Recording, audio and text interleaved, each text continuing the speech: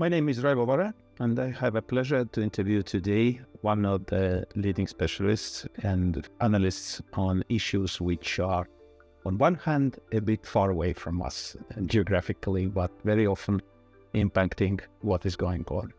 Dr. Olga Oliker, who is Director of Program of Europe and Central Asia in Crisis Group, who is author of many books and materials in different leading issues in the world, and have been in this job for a long time already, starting with a career somewhere in the Department of Defense, if I'm Many moons ago, yes. Many moons ago. But the specific subjects, geographical and also in the area of nuclear proliferation issues, is something which we are interested. So, Doctor, tell us, please, let's start with the Central Asia. Central Asia has been a kind of influence area of Russia for a long time, and the Russians have considered it as a kind of their own backyard for century, at least, even more. So now the situation is slowly but changing. And it's partly due to the events which have happened nearby, like Afghan case, for example. But on the other hand, it has been a kind of a natural move, as I can read it, of Central Asian countries outside the area of direct influence of Russia, and trying to balance it with all other big game players, especially China. Is it correct reading? So, look, there are 5 countries in Central Asia, as usually defined, the 5 post-Soviet countries, so Kyrgyzstan, Kazakhstan, Tajikistan, Uzbekistan, Turkmenistan. They all have very different foreign policies, very different interests. But, I would agree that we've seen an evolution of their policies. Some had chosen from the very beginning to be closer to Russia, some had sought more distance. But I think at present, particularly in the wake of Russia's full-scale invasion of Ukraine, you see them rethinking. Now, look, Russia hasn't been more useful to some of these countries than others. And for instance, when Kyrgyzstan actually asked for Russian help in the middle of some violence, Russia declined to assist. So I think it wasn't that they really were counting on the Russians in every imaginable way.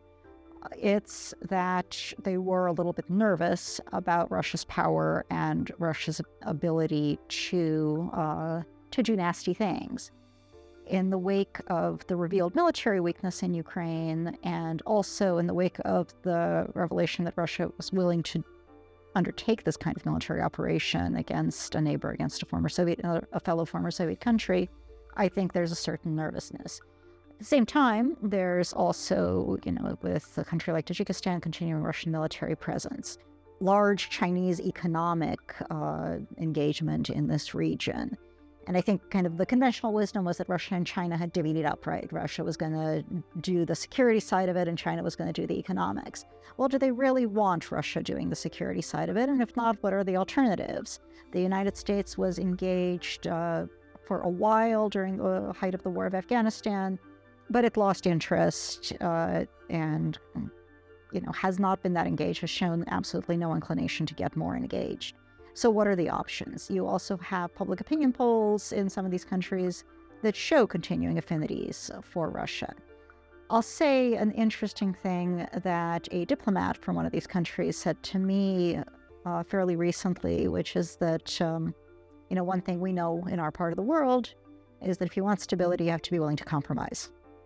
And I think that actually does encapsulate a lot of the approach, that they don't tend to take as maximalist positions. They do tend to be willing to negotiate, whether it's with a public that has come out to protest, with their neighbors, with other countries.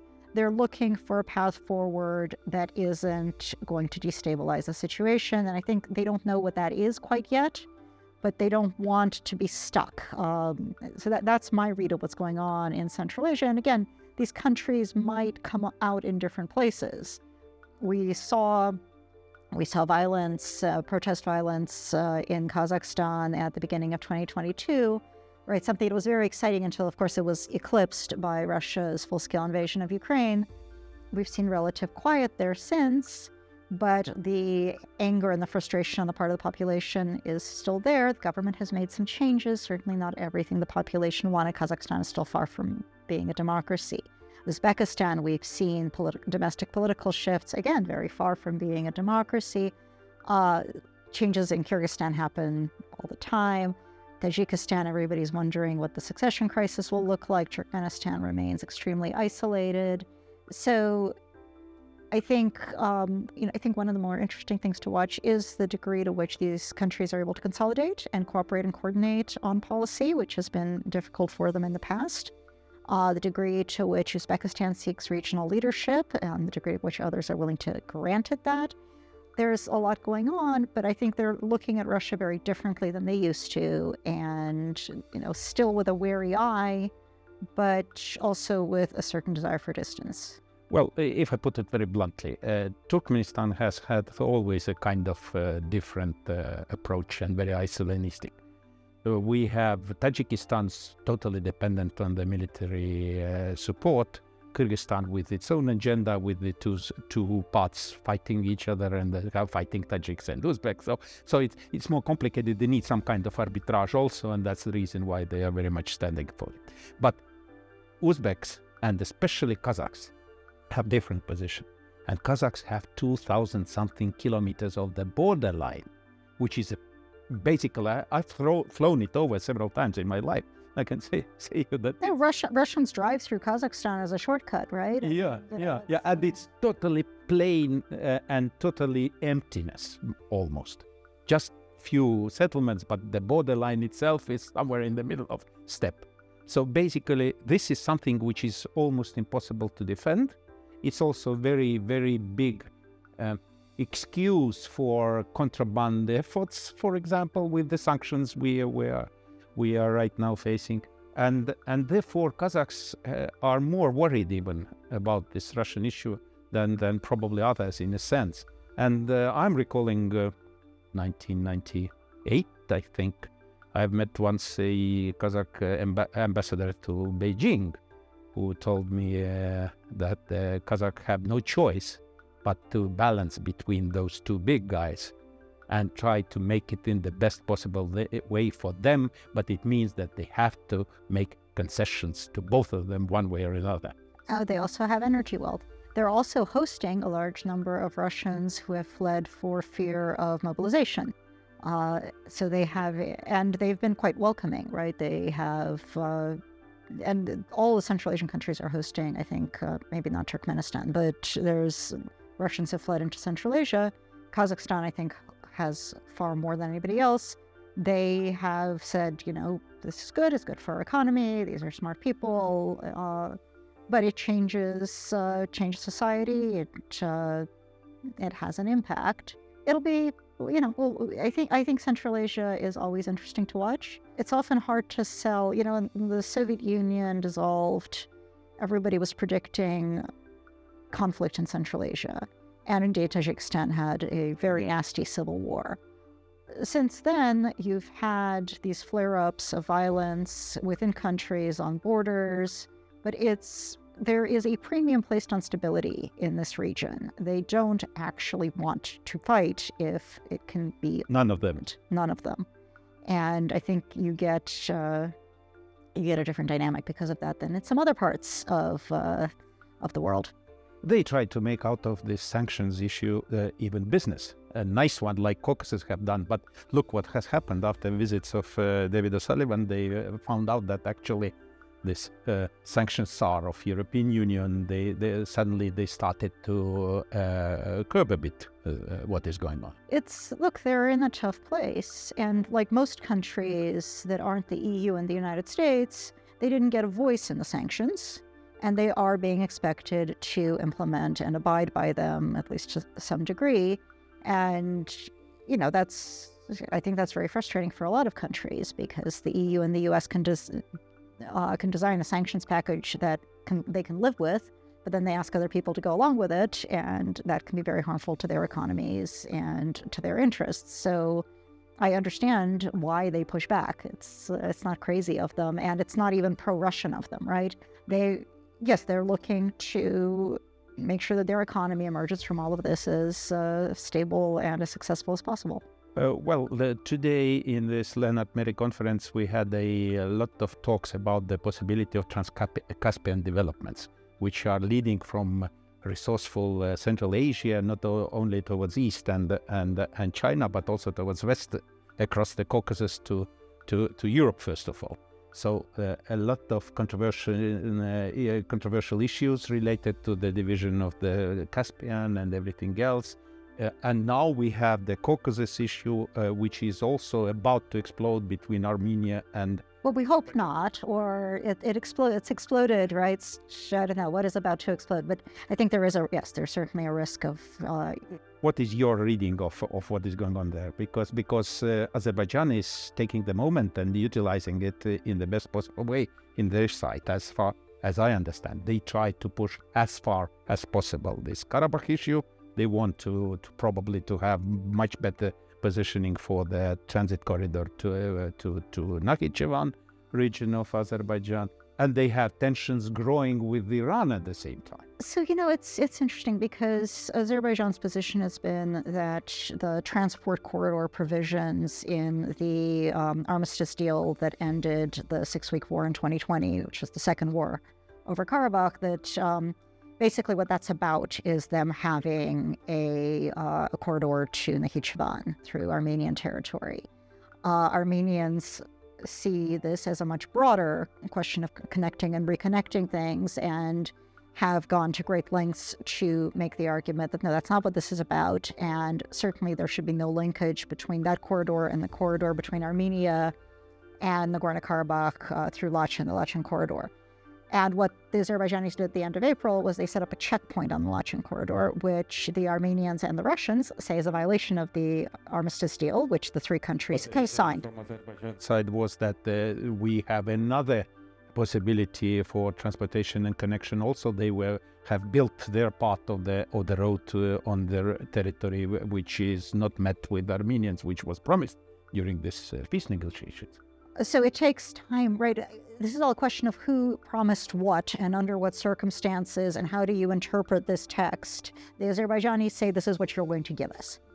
And in the meantime, and this is something I think is interesting, because what the Azerbaijanis had said was that when they have this corridor, when it's built, that they wanted it to be managed the same way as the Lachin corridor, which is actually with Russians doing the controls and the security on it. But now they've gone and put up a checkpoint on right after the border with Armenia and the Lachin corridor, which would seem to undermine that position, perhaps. Perhaps not. From the Armenian standpoint, they really just don't want to talk about a corridor through Armenia, so it's that's not the case they're making. But kind of looking at it from outside, I do wonder what the Azerbaijani logic is. But all of this is potentially moot, because if continued fighting derails any negotiations, you do have a risk of more war, people die. It's ugly. Azerbaijan has the military upper hand.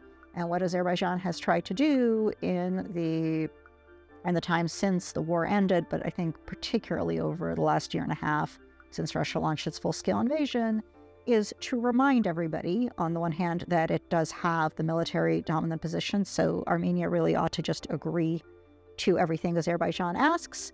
Also to improve its military position, right? Because by taking territory, that gives it even more of an advantage in the clashes that have occurred. And you've had the EU, the US, and the Russians all try to mediate. Usually it was Russians who were on the upper hand side. So before the Russian full-scale invasion of Ukraine, the Russians were the main mediator. But now they have weakened their position. Well, now I think the EU has stepped in and taken a larger role. The United States has jumped in periodically with its own negotiations. The US and the EU are coordinating. They're not coordinating with the Russians. I think the Russians therefore view the US and the EU effort as something that is intended to undermine what's left of their influence in the region. The US and the EU, I think to some extent, view the Russian continued engagement as meddling. The Karabakh Armenians actually probably don't want the Russians to leave, because At least they're on the ground. It's somebody who's there. And it's, this actually, the Ukraine war wasn't going on, right? If Russia had not launched a full-scale invasion of its neighbor, I would be arguing very strongly that, honestly, the Moscow and Brussels and Washington need to just talk to each other. And to an extent, I'm still inclined to argue that, because this, these two things are separate things. But it's very difficult to tell the Europeans that they're supposed to go and talk to the Russians about Armenia and Azerbaijan. This doesn't do the Armenians and the Azerbaijanis any favors. And I mean, it's really quite... Yes, you're reading on Iranian position, because Iranian-Azerbaijanese relationship has deteriorated very much, and it has been speeding up now, even during this conflict situation or new splash of conflict. Yeah, no, I think it's very nasty. On the other hand, I don't think Iran is going to go and fight on behalf of Armenia if things go terribly, terribly wrong. So... But they try to have some say. They try to have some say. Well, they're neighbors, and they have their own view, and they have backed the Armenians, and the Armenians have been grateful for the support and the relationship. And, this is something that even Western states don't really press them to give up, because they recognize that Armenia is in a very, very unique place, right? Armenia is also still a treaty ally of Russia. So in theory, if Azerbaijan attacks Armenia, Russia is obligated to defend it. But if I'm watching Russia fight in Ukraine, I may not be that confident of Russia's willingness and ability to come and defend me. Now, I think the Russians would say that that is their obligation, right? They did not get involved on the ground in the 2020 war because that was not in Armenia. So they did not have an obligation to defend because that was not Armenia as Russia recognizes Armenia. But if it was Armenia, then the Russians would have this obligation. So, I think to some extent, the Armenians are counting on the Azerbaijanis being deterred by that, but it's very precarious. Okay. Just a few words about Georgia also, because look, during this Lennart Meri conference, we're talking about all the time about Ukraine, but very rarely about Georgia. Georgia has disappeared from the scenery somehow, in a way. There are problems, we know about that. What is your reading? What is going on in Georgia in perspective? What is now, we can analyze, understand why it has happened and so on, but what is the future? What is the future? I don't know. I mean, you have a Georgian government that is quite at odds with public opinion on things like the war in Ukraine. You also have Georgia hosting a lot of Russians who have fled either because they disagree with the government's decision to have this war, or because they simply don't want to fight in it, and presumably. And they got good input in economic sense because of that. Actually, Russians have brought in some growth to the economy. But people don't necessarily like having them around, right? They don't speak Georgian, and it's a very tense environment as well. Some people are very welcoming, some people are not. Russia itself has now, lifted visa restrictions on Georgians. It's decided this is the moment to try to do a charm offensive to the Georgians. The Georgian government, I mean, it's very interesting, right? It has blocked opposition Russians from entering Georgia. It has done some things that would seem to be favors to Russia. And of course, hanging in the balance of all of this is that they were given, instead of EU candidacy, they were told that if you meet a certain set of conditions, which are fairly vague, you may get EU candidacy in the future, which is a way of saying we think you're backsliding. We have seen, your path to democracy and freedom, your path to being more like an EU country, you're going in the wrong direction. Maybe Moldova and Ukraine aren't actually further ahead of you, but they're going in the right direction. So they get candidacy, you are going in the wrong direction, so you don't. Reverse course. And, then the question is, okay, well, does that mean the EU doesn't like us and isn't interested? On the other hand, could the EU really have offered them candidacy under these conditions? That also doesn't seem right. And so you've got the... But would they change their course? What is your prediction? Whether it is possible in foreseeable future. Georgia's changed its course any number of times, right? The question is how sustainably and under what conditions. And I don't think this government particularly wants to do that. And it has been able to survive despite public opposition without doing that. Okay, and the last issue which I would like to touch briefly is this nuclear proliferation issue. And Ukrainian crisis have brought up this issue again because we know this failure of Budapest Memorandum has triggered a kind of sentiment not only in Ukraine, but also in many other nations that actually you need a kind of weapon, like nuclear weapon, to be on safe side with security for you if big aggressive neighbors would otherwise attack you. So basically, Korean Kim said it that I told ya right after the invasion, but the same story applies to many. And what is the future of this process now? Because the trigger of necessity to be on safe side is so strong now. Look, this is not a good war or good circumstance for non-proliferation. Aside from Ukraine's having committed to the non-proliferation treaty as a non-nuclear weapon state, and then being invaded by one of the countries that had signed this agreement, which offered security assurances, not guarantees, right? So one of the lessons is, and we knew this, right? We knew this at the time of the Budapest Memorandum. They very consciously gave assurances and not guarantees, not because they didn't think this could happen, but because they didn't want to deal with it. Didn't actually... Basically postponing everything and provoking a bit. Down the road and hope that it sorts itself out before, and instead you get this. But I think the other challenge is you've got both Russia and the United States, and also, in addition to them, Great Britain, possibly emphasizing nuclear weapons in their doctrine, not just modernizing, because everybody modernizes, but really emphasizing the role of nuclear weapons in deterrence. Britain saying that, we're going to be more ambiguous about what our arsenal looks like. None of this sends good non-proliferation signals. Do we actually expect more countries to seek the bomb? We'll see. But it's definitely not a good message. And aside from, it's a bad idea to invade Ukraine, it is also just everybody suddenly getting very, very enthusiastic about their nuclear arsenals. Now, nuclear weapons don't actually prevent you from going to war, right? India and Pakistan have continued to clash. This isn't a fail-safe guarantee. And I think this is the other thing that we should be watching the development of this war for, is that we're learning lessons about deterrence and coercion and the role of nuclear weapons.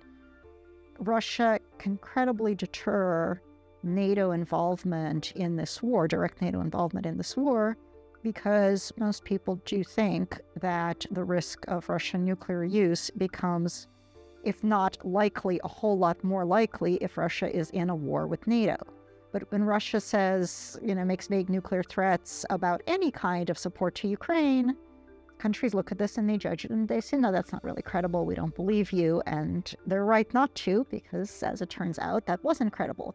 So I think we're learning things about the ability to fight wars with nuclear armed states that stay below the nuclear threshold. Now, it's not a perfect equation, and clearly the Russians themselves don't know what their red lines are. And I think this isn't really about non-proliferation. It's about establishing a new reality in that respect now. Because of that. It's about understanding what the reality is, but everyone is understanding it, right? The Russians are figuring out what they're willing to do and not willing to do. NATO member states are figuring out what they're willing to do and not willing to do. And Ukraine's fighting for its life, so it's quite clear that it's willing to do anything. Okay. Thank you very much, Dr. Oliker.